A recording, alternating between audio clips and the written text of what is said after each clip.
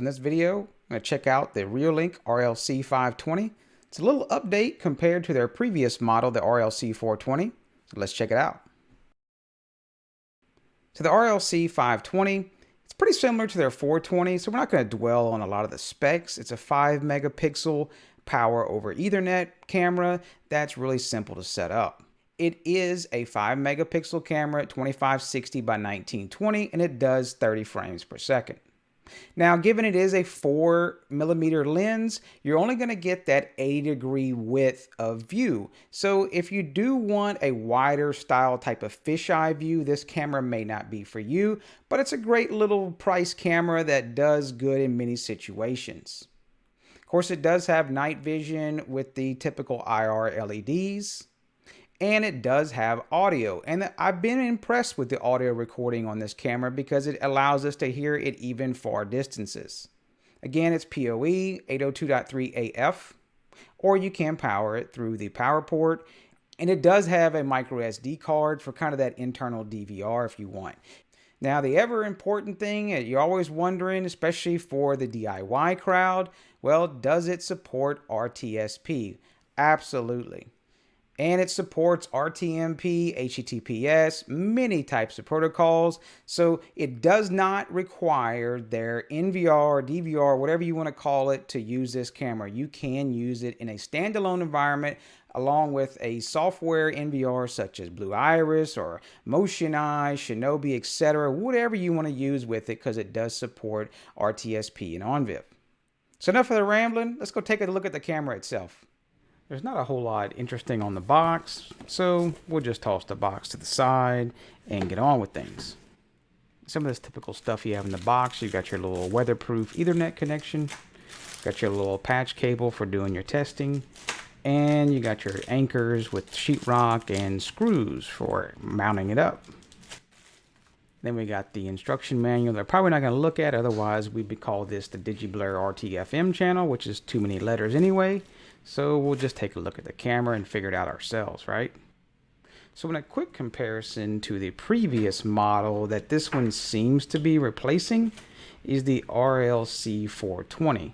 And you can see it's about the same size, it's just a little different design. This one may be a little more futuristic or whatever you may call it.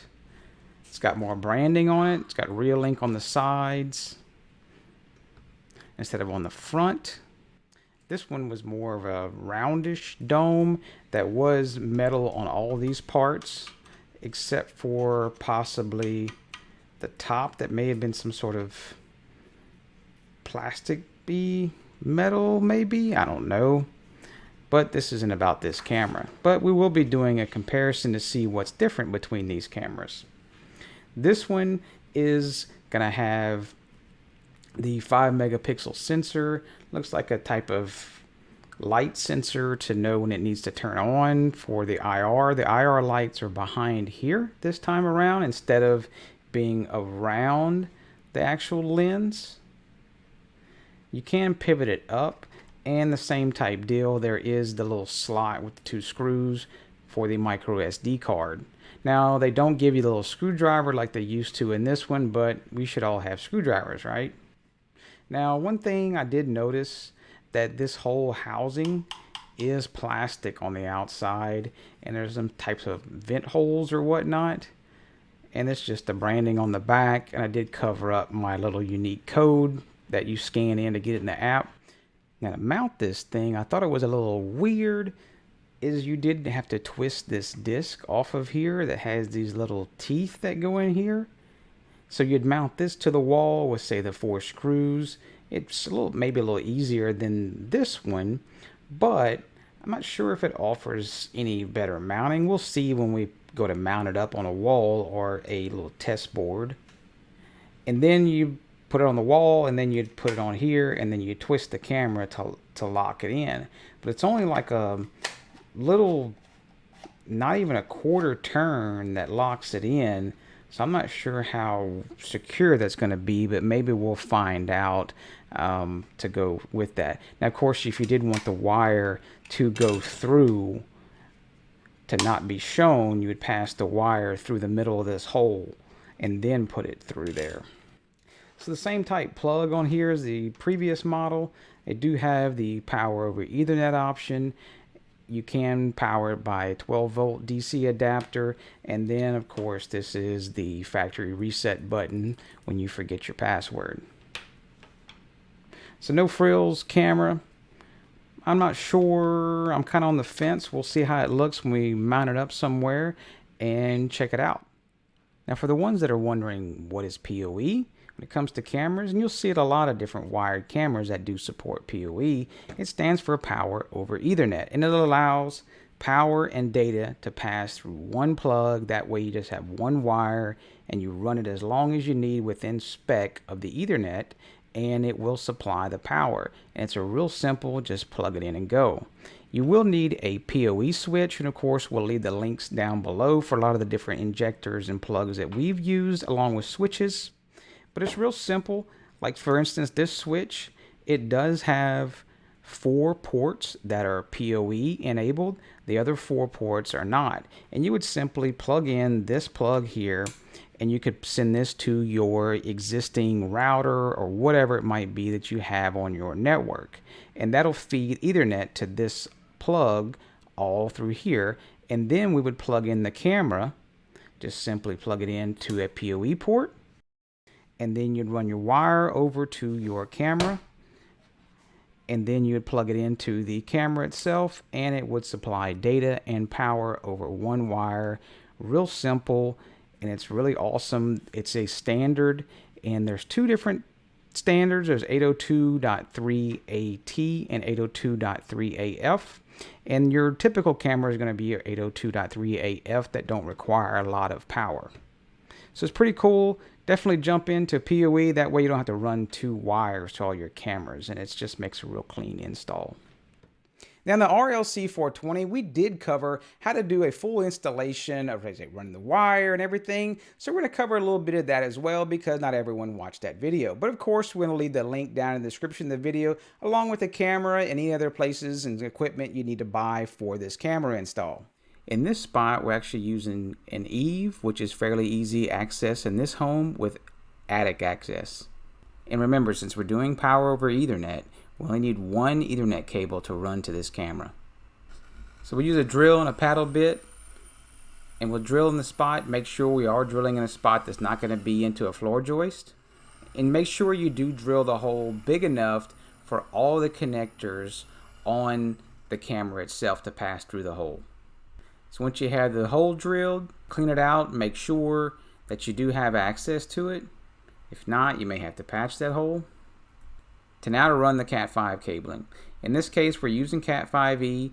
You can use Cat6 if you'd like, as long as you use all the connectors and everything, but it may be overkill for the typical camera usage. Another thing to look out for when you're purchasing Cat5 cabling, make sure you're purchasing solid copper cabling, especially when doing PoE runs. You don't want any of that garbage that says CCA, which stands for copper clad aluminum. It's aluminum that's just coated with copper, and it does not work well with PoE and several other different things. So definitely make sure you buy the right cabling. And I'll leave a link to the cabling that I use down in the description of the video. If you don't already have a set of these, I highly recommend getting a set of fiberglass fish sticks. Some people call them glow rods. There's many other names for them. These fish sticks, they're great for running wire in the attic. They're also great for running wire down to switch boxes if you're trying to change out wiring. Great for Ethernet runs, coax, etc. They truly are your best friend when you start running wire in a home. So we're going to attach the Cat5 cabling with electric tape, and we'll simply push the fiberglass rod with the Cat5 cabling up through the hole. We'll leave a small section hanging out of the hole, so in case we can't get it for some reason, we can go around and pull this rod back out of the attic. But given this is an 8-foot run, you won't have to belly crawl in through the eave, all in the insulation. You'll just be able to simply go up in the attic and pull the fiberglass rod along with the Cat5 cabling. It makes life super simple. So we'll go ahead and position the Cat5 box to be pointing towards the hole, so when we do get in the attic and we pull the Cat5 cabling through, it won't get tangled. Now up in the attic, right here for us, without having to belly crawl all the way down to the eave, here's the fiberglass fish stick with the Cat5 cabling. And we'll continue to run the Cat5 cabling down to the networking area in this home. That way it can be terminated into the power over Ethernet switch.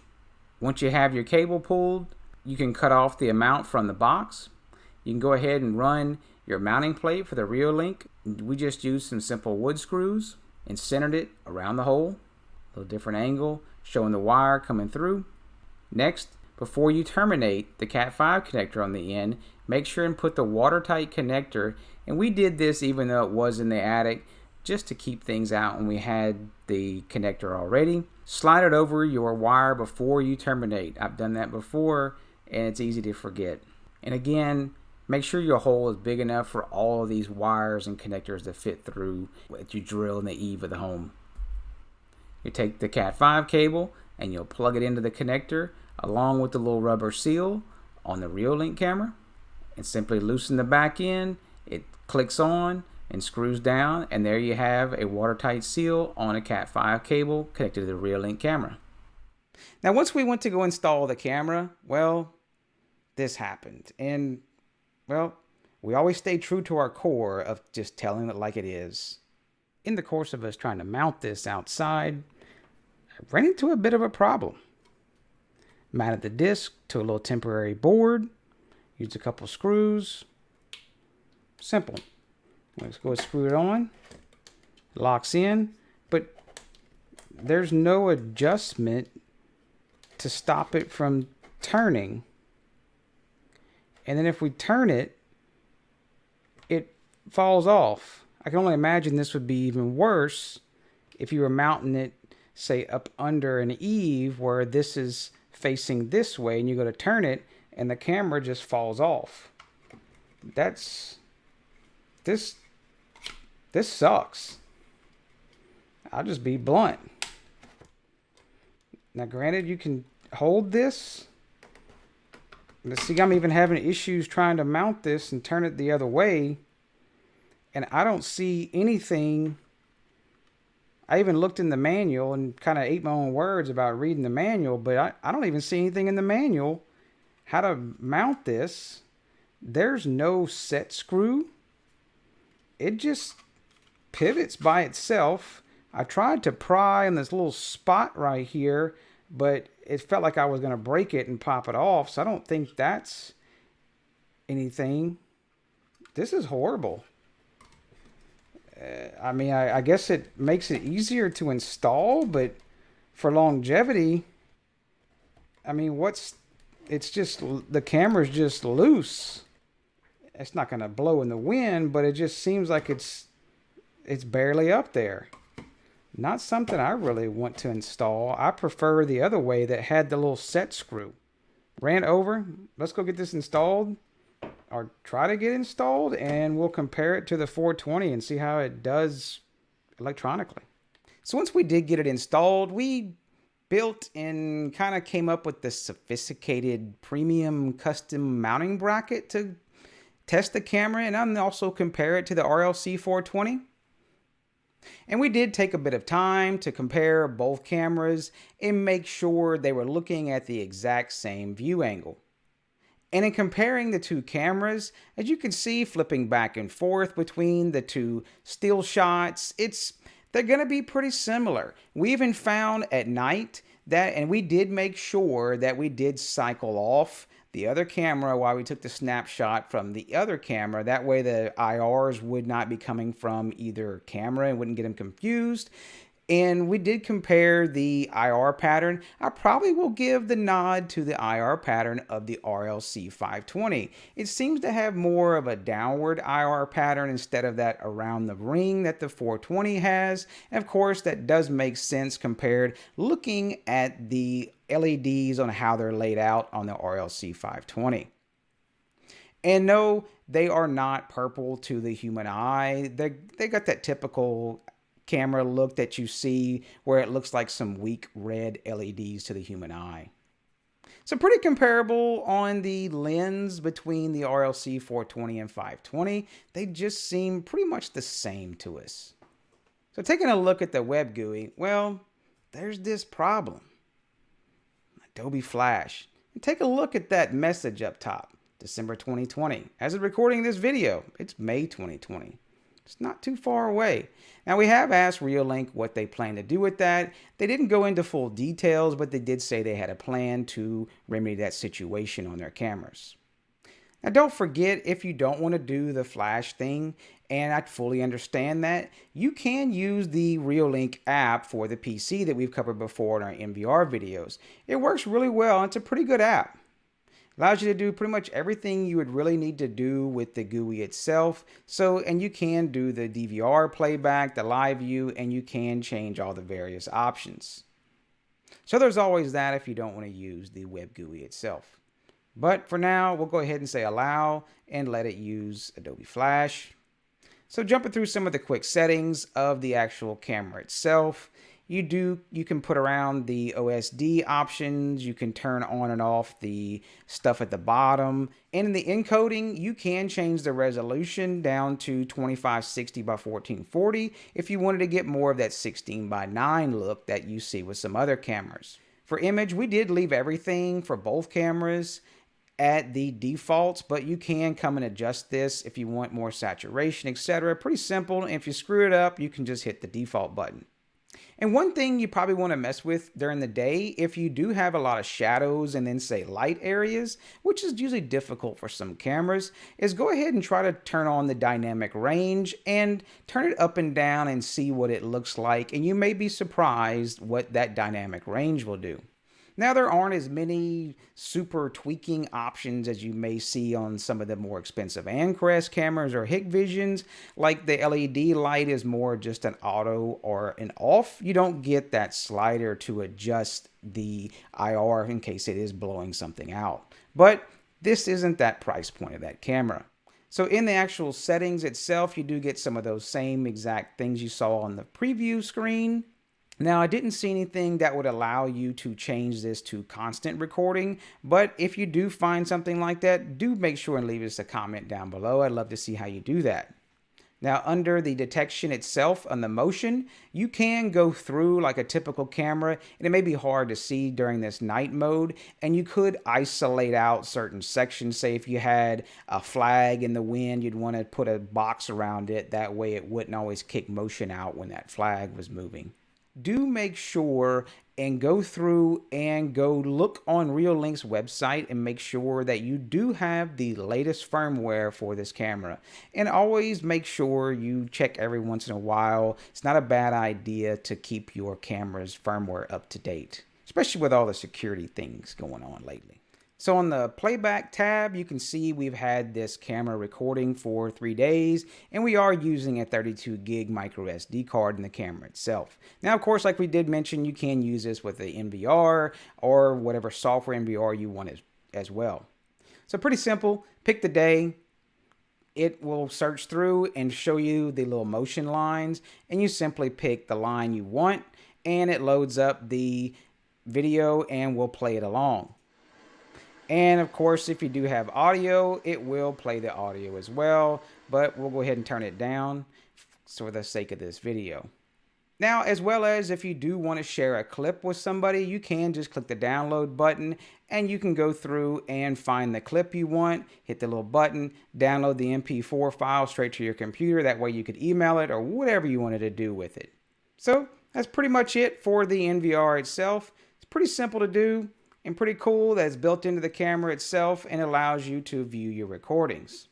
Now, one thing I really have liked about the Reolink cameras is the Android app. It's a really polished app that does work well.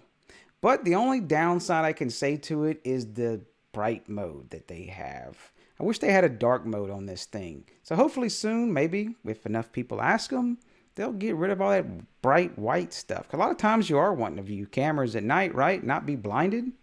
It's real simple to add your device. You hit add device, it pulls up your camera, and you simply scan the QR code on the camera itself. Of course, you can come down and enter in the code, the UID, which is the unique ID of that camera, or you can go and add it through the IP itself if you know that one. The 420 is showing we don't have an SD card installed, of course. Now the 520 is showing we do have an SD card, and we can come do the same exact thing we did earlier. We can hit the playback button and we can go through and find a clip to play. Same type deal, but you can review them remotely. And as well, if you really wanted to remotely, you can download that video and you can pick the clip and the quality and download it straight to your phone. That way, in case something happens to the video while you're gone or you're worried about it getting overwritten, you can just pull it down from your phone wherever you are. So pretty simple stuff. Very cool app. Works well. Has push notifications for motion and everything else that you need. Now for the Blue Iris users, it's pretty simple to add this camera. Click the little settings at the top left, hit add new camera. And we'll give it the network IP. We'll enable audio, direct to disk recording, enable motion, and then we'll hit OK. Make sure and put in your IP address, put in your super secret password. Now one thing you do want to change is the OnVIF port is set to default of 8999. Change that to 8000. That's typically the default that's set on the Reolink cameras. And then hit the Find Inspect button. It should go through, find everything. You'll see it automatically populates the mainstream for you. Hit OK. And then you can change whatever settings you want to in here. And we do make sure we use hardware accelerated decode and then simply hit OK. And that's it. And now we got our camera and we're viewing it and recording things with Blue Iris. Pretty simple and definitely works. Pretty decent camera. We weren't too happy about the mounting situation on it, but maybe they can rectify something with that with a different type of mount for it possibly. That doesn't really fly for me, to be honest with you. I come from all the camera types from Hikvision and Amcrest and many others, and they all had some set screws on it, and that way they wouldn't get pushed around with something or say animals or strong wind gust, which we have here occasionally, and it would just stay put. I'm not too sure about this one just yet. Now the image quality is good. It's going to be a camera that you really can't beat the price on. Now, if you're kind of hung up on, say you don't want to deal with that flash, and if don't want that guarantee of maybe they won't update firmware in the future, you probably want to go something more towards the 5 megapixel Amcrest. That's a really good contender camera that would compare with this one. Now, if you're new to the camera game and you're confused about all the PoE stuff or say switches and which cameras to get, don't fret. Check out the link down below for the Discord chat. It's real simple. Click it, make an account, come jump into our Discord server, and I'm sure someone will help you wade through the various things with cameras and getting to view them in your home. It's pretty simple and pretty rewarding to do it yourself. I do appreciate all the Patreon subscribers. They help bring new content and new products to the channel each week. Do us a favor and hit that like or that dislike button. Shoot us a comment down below. Let us know what other cameras or products you'd like us to do, possibly. If you're not a subscriber, hit that subscribe button and that bell icon, and y'all take care.